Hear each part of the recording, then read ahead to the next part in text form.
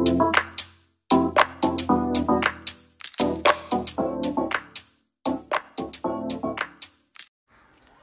आप सबों का फिर से स्वागत है।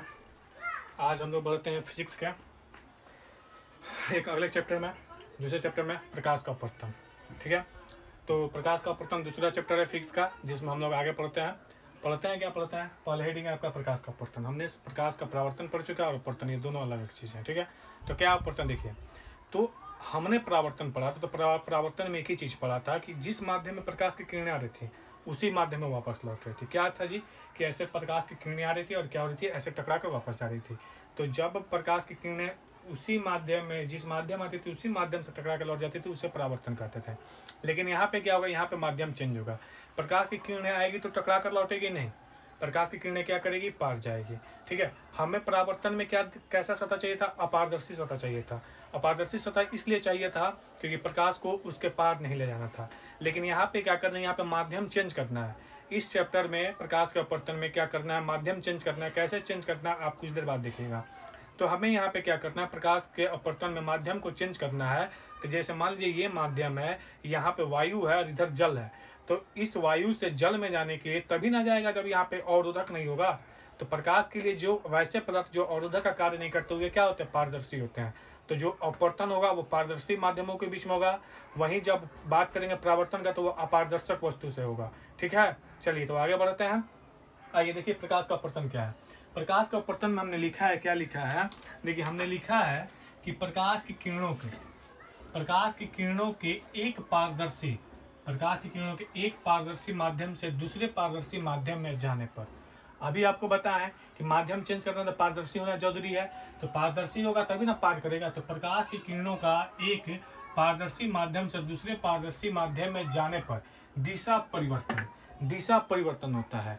एक माध्यम से प्रकाश की किरणें जब दूसरी दिशा में जाएगी तो क्या होगा, दिशा में परिवर्तन होगा। तो दिशा परिवर्तन की क्रिया को प्रकाश का अपवर्तन कहते हैं। ठीक है, दिशा परिवर्तन की क्रिया को क्या कहते हैं, प्रकाश का अपवर्तन कहते हैं। ठीक है, तो हमने जाना कि प्रकाश की किरणों का एक पारदर्शी माध्यम से, पारदर्शी माध्यम अब आप बिल्कुल समझ चुके होंगे क्यों पारदर्शी माध्यम जरूरत है। तो एक पारदर्शी माध्यम से दूसरे पारदर्शी माध्यम में जाने पर दिशा में परिवर्तन, यहाँ पे दिशा में परिवर्तन हो जाता है। तो दिशा में परिवर्तन की जो क्रिया होती है इसे क्या कहते हैं, प्रकाश का अपवर्तन कहते हैं। ये दिशा में परिवर्तन क्यों होती है, तो यहाँ पे देखिए विभिन्न माध्यमों में प्रकाश की चाल भिन्न भिन्न होती है। अगर एक ही माध्यम में बात किया जाता, एक ही माध्यम में प्रकाश की किरणें आती और जाती तो परावर्तन हो जाती, तो वहाँ पे दिशा परिवर्तन नहीं होता, क्योंकि वहाँ पे क्या है, माध्यम सेम है।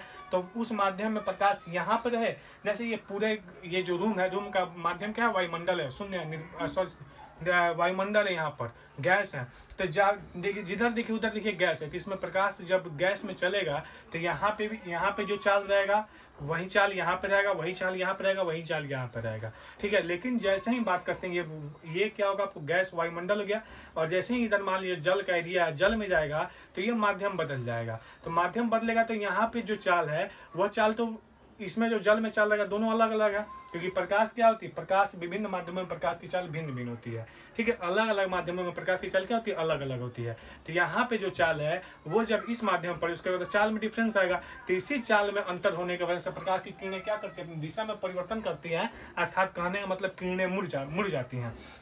ये बहुत ही यही क्वेश्चन है, आपसे हमेशा पूछता है और इस बार भी एग्जाम में पूछेगा कि प्रकाश के अपवर्तन में किरणें क्यों मुड़ जाती हैं। इसलिए मुड़ जाती है कि प्रकाश के अपवर्तन में विभिन्न माध्यम, आप ये भी बोल सकते हैं, लेकिन शॉर्टकट में आइए, क्योंकि एक नंबर का बात कर रहे हैं हम, एक नंबर का बात कर रहे हैं। तो क्या होता है, विभिन्न माध्यमों में प्रकाश का चाल भिन्न भिन्न होता है, इसीलिए क्या होती है, किरणें मुड़ जाती है जब किरणों का अपवर्तन होता है। तो ठीक है, तो देखिए कैसे किरणें मुड़ जाती है। तो देखेंगे यहाँ पे इसका हमारे जीवन में अनुप्रयोग भी है, अपवर्तन का बहुत सारा अनुप्रयोग है। अनुप्रयोग मतलब प्रयोग जो हम देखेंगे, जैसे कैसे चाशनी में डाला हुआ रसगुल्ला बड़ा दिखता है, ये सारी चीजों को देखेंगे। ठीक है, तो चलिए अभी एक सिंपल यहाँ पे देखते हैं।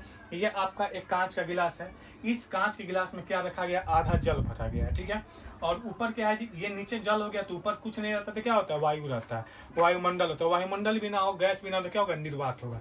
ठीक है, तो यहाँ पे ये जो इस ऊपर वाला भाग देख रहे हैं, ये ऊपर वाला भाग किसमें है, आपको ये ऊपर वाला भाग है, आपको किसमें, ये ऊपर वाला भाग है वायु में, और नीचे वाला भाग किसमें है, जल में है। तो माध्यम चेंज हो रहा है। आप पेंसिल को देखने के लिए क्या करेंगे, इधर से देखेंगे। जैसे मान लीजिए सपोज हम ऊपर से देख रहे हैं, क्या कर रहे हैं, ऊपर से देख रहे हैं, ठीक है।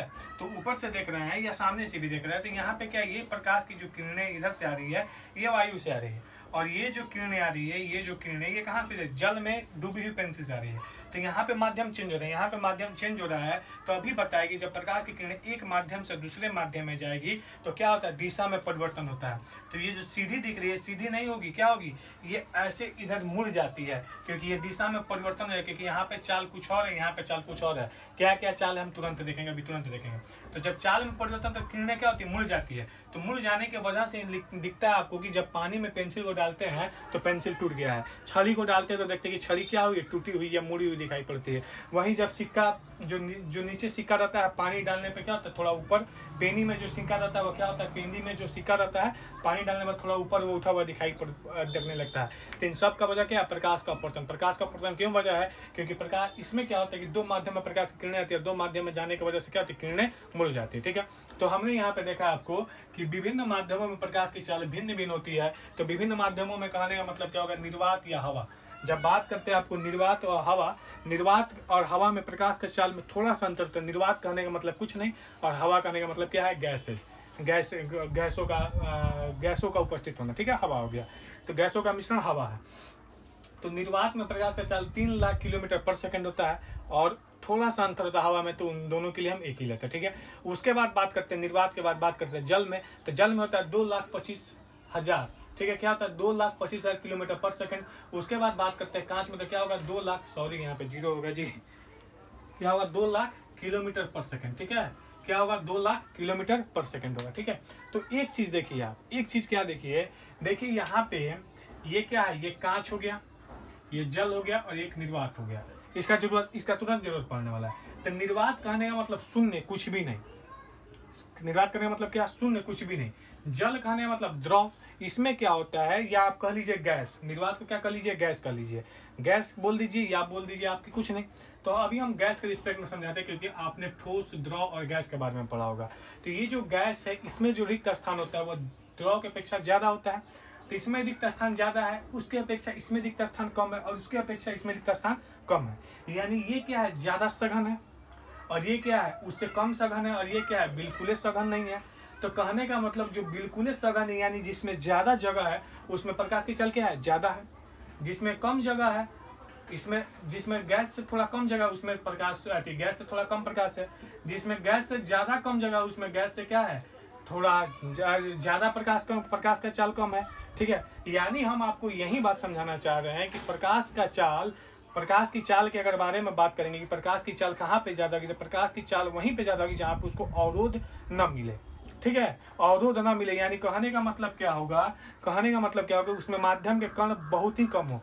जिसमें माध्यम के कण जितना ही कम होंगे, जितना ही माध्यमों के कणों के बीच में रिक्त स्थान होगा, उतना ही वहां पर प्रकाश क्या करेगी, तेजी से पास करेगी, ठीक है। बात समझ रहे हैं। ये कांच में क्या होता है, इसके कांच ठोस हो गया था, ठोस के मॉलिक्यूल एक दूसरे के पास रहते हैं, बहुत पास रहते हैं। वहीं जब द्रव का बात करते हैं तो थोड़ा उससे दूर रहते हैं। गैस का बात करते हैं तो बिल्कुल दूर रहते थे। देखिए गैस में क्या ज्यादा चाल है, उससे कम जल, उससे कम कांच, ठीक है।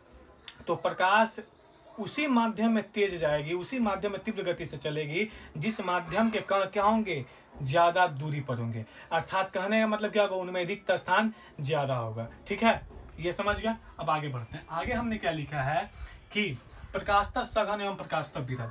देखिए प्रकाशतः सघन और प्रकाशतः विरल किसे कहेंगे। सघन मतलब समझ रहे हैं, सघन मतलब क्या हुआ कि डेंसिटी ज्यादा होना, यानी डेंसिटी वही आपको ये घनत्व, डेंसिटी का मतलब क्या था, घनत्व, यानी जिसमें मॉलिक्यूल ज्यादा हो, जिसमें कण ज्यादा, वो क्या होगा, सघन। और जो क्या हो, हल्का थोड़ा सा हो, उसे क्या कहेंगे, विरल, ठीक है। तो प्रकाशतः सघन और प्रकाशतः विरल किसे कहते हैं। देखिए प्रकाशतः सघन और प्रकाशतः विरल ये कॉन्सेप्ट आता है आपको प्रकाश के चलने के आधार पर, किसी माध्यम में प्रकाश के गमन के आधार पे हम ये कॉन्सेप्ट लाते हैं प्रकाशतः सघन और प्रकाशतः विरल, ठीक है। तो हमने यहाँ पे कुछ लिखा नहीं है, बस समझाना है। हमने क्या समझाना है कि आपको देखिए प्रकाशतः सघन और प्रकाशतः विरल। तो प्रकाशतः सघन और प्रकाशतः विरल का कॉन्सेप्ट प्रकाश के गति के अवस्था पे, प्रकाश के गमन के आधार पे हम कहते हैं कि ये माध्यम प्रकाशतः सघन है या प्रकाशतः विरल। एक और चीज, प्रकाशतः सघन और प्रकाशतः विरल किसके लिए प्रयोग करेंगे, माध्यम के लिए। किस माध्यम, कौन सा माध्यम प्रकाशतः सघन है, कौन सा माध्यम प्रकाशतः विरल है, ये किस आधार पे करेंगे, प्रकाश के गमन के आधार पे। तो वह गमन का आधार क्या होगा। ठीक है, हमने बात किया कि प्रकाशतः सघन और प्रकाशतः विरल पहले किसको बोलेंगे, माध्यम को बोलेंगे।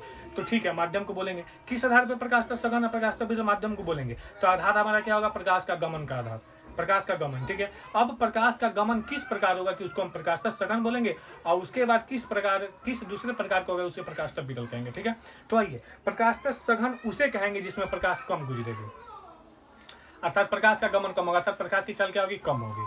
थोड़ा सा आपको क्या लग रहा होगा कि मतलब ये सघन मतलब होता है ज्यादा।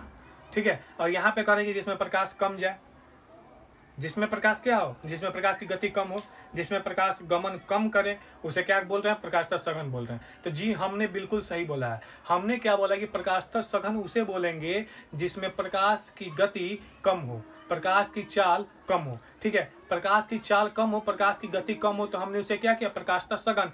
लेकिन दिमाग में भी चल रहा है कि सघन मतलब होता है क्या, कि ज्यादा। तो ज्यादा है किस संदर्भ में, हमने क्या बोला कि प्रकाशतः सघन और प्रकाशतः विरल किसको बोलना है, माध्यम को कि प्रकाश की चाल को, माध्यम को बोलना है। तो उस माध्यम को आप बोल रहे हैं प्रकाशतः सघन जिसमें प्रकाश की चाल क्या हो रही है, कम हो रही है। आप किस माध्यम को बोल रहे हैं, उस माध्यम को बोल रहे हैं जिसमें प्रकाश की चाल क्या है, कम है। उस माध्यम को आपने कहा क्या, प्रकाशतः सघन। तो उस माध्यम में प्रकाश की चाल कम हुई है। तो क्यों कम हुई है, उस माध्यम में प्रकाश की चाल इसलिए कम हुई है क्योंकि भैया उस माध्यम के जो कण है, जो मॉलिक्यूल है, उनके बीच में रिक्त स्थान बहुत ही कम है।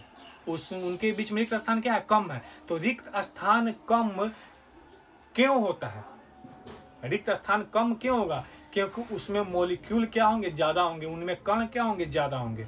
तो कण जब ज्यादा होंगे तो क्या हो गया, ज्यादा। सघनता का जो अभी आपके दिमाग में चल रहा है, सघनता मतलब ज्यादा होता है, तो ज्यादा आ गया।